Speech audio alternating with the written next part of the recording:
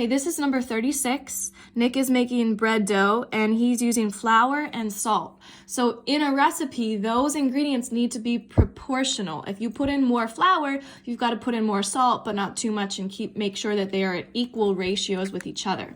The recipe is telling us that the ratio between flour to salt might look like this. If I do flour over salt, I've got 3/4 to 1 1/8, and this is cups, this is teaspoons. That's the ratio. It's not great looking. I don't like when there's fractions inside of fractions, but that's what we're working with. And I do know that that ratio needs to be consistent. So if I up the ante on the flour and I want to put more flour in, say 1 whole cup of flour, that ratio needs to be equal.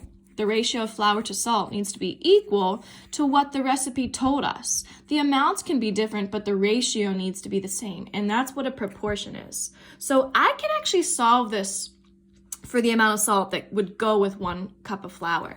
I can cross multiply. So 1 times 1 1/8 is just 1 1/8. And then I want to do 3/4 times x, that's just 3/4 x. Now the only thing left to do is to get x by itself. X is being multiplied to 3/4, so the best way to get rid of it is to divide by 3/4.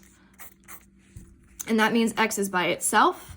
If I did it to the right, I've got to do it to the left, so I'm going to divide by 3/4 on that side as well.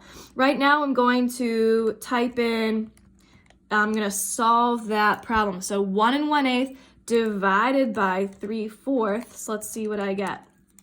I get 1.5 on my calculator. Now let's just check. Yep, 1.5 is 1 1/2 teaspoons of salt, so C is my answer.